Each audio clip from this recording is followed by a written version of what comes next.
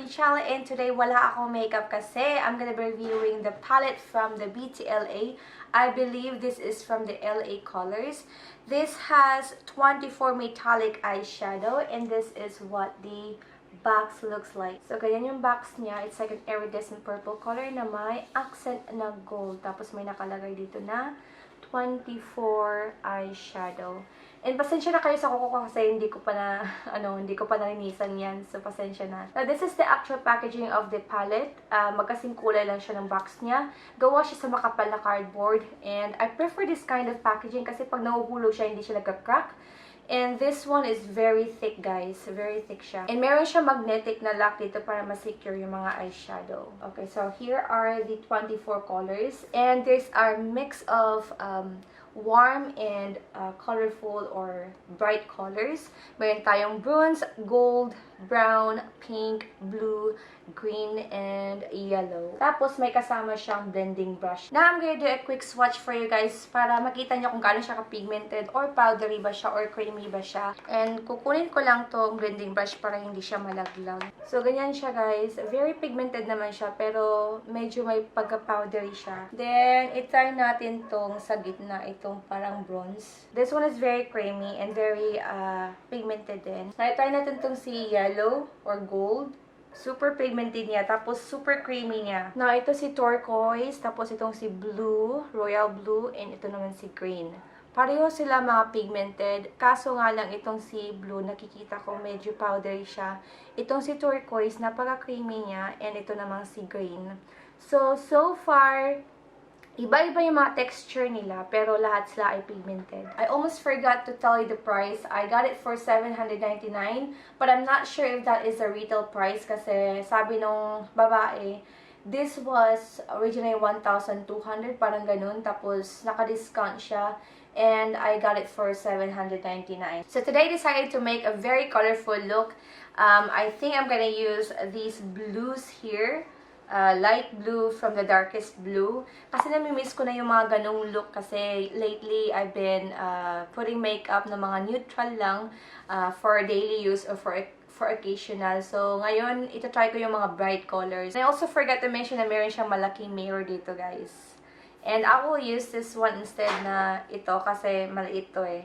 I will use the mirror to put my makeup on. So, the first color that I'm going to put on is this color right here.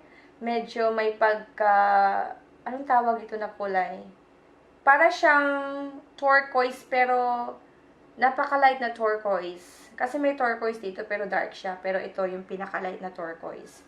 So, ilalagay ko lang siya dito sa lids ko. Now, if you notice, I put powder on kasi nalalaglag yung mga shimmer, madaming fall out, and ayoko yung mga ganun na meron nahuhulog or namimix sa mukha ko yung mga shimmer. So, I decided to put powder on. And I also decided to use my personal mirror kasi ang bigat nito, guys. Nakakangawit siya. So, ibe-blend ko lang yung nilagay ko na eyeshadow dito.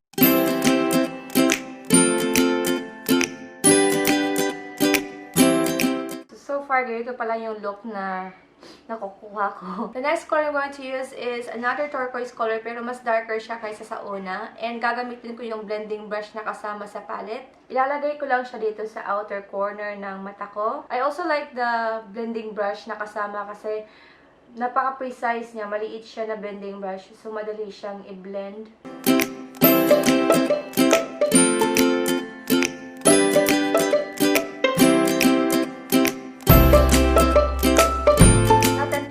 The color, ilalagay ko lang to pinaka-dark na color blue dito pa din sa outer corner ng ating mata.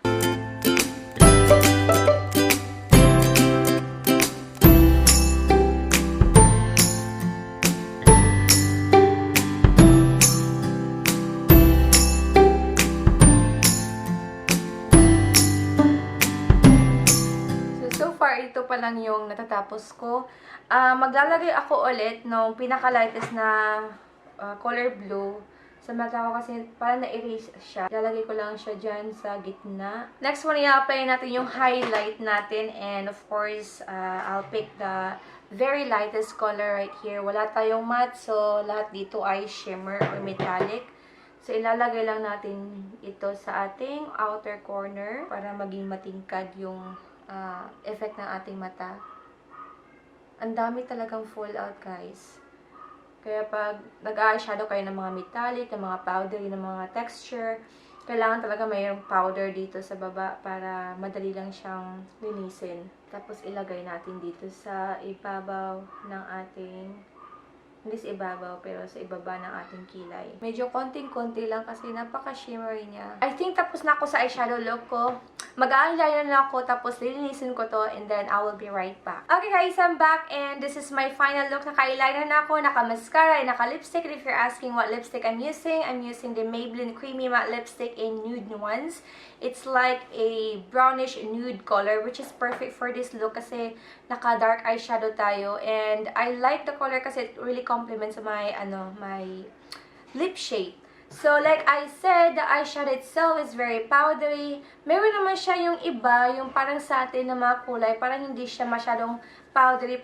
Pero yung mga ginamit ko, medyo powdery talaga siya, guys, kasi yung texture niya is malalaki. Again, if you're interested, check nito sa Watson's or sa SM Department Store. I'm not sure kung naka-discount pa din sila, but I'm hoping na naka-discount pa din sila because I think they gave me the promo price kasi yun yung narinig ko sa babae. The original price was 1,000 something plus, and then I got it for 799. Actually, I bought two of these. Ang isa is yung warm colors na 35 eyeshadow palette. And ito yung isa. Medyo mahal lang to kaysa sa isa, pero they're both nice. And if I'm going to rate this from 1 to 10, I'm gonna give it an 8. So, not that bad. Ang ayaw ko lang sa kanya is medyo powdery yung mga ibang colors. Pero, yung mga iba naman is hindi naman. Sa mga nagamit ko lang is very powdery siya kasi yung texture niya is malalaki. So, overall, I like it. I also like the packaging. I like it na gawa siya sa cardboard, hindi siya gawa sa plastic kasi mas safe siya para sa akin. So, yun lang guys. Yun lang yung first impression or review ko sa eyeshadow palette na to. I have another one of these that I'm going to review hopefully next week. So, watch out for that one too. And thank you so much again. Like I said, like I usually said, if you have other requests, just comment down below. And please like this video. And if you want to show some support, subscribe to my channel. And thank you so much again. I hope that you have a good day. Thank you so much again for watching. And until next time, bye!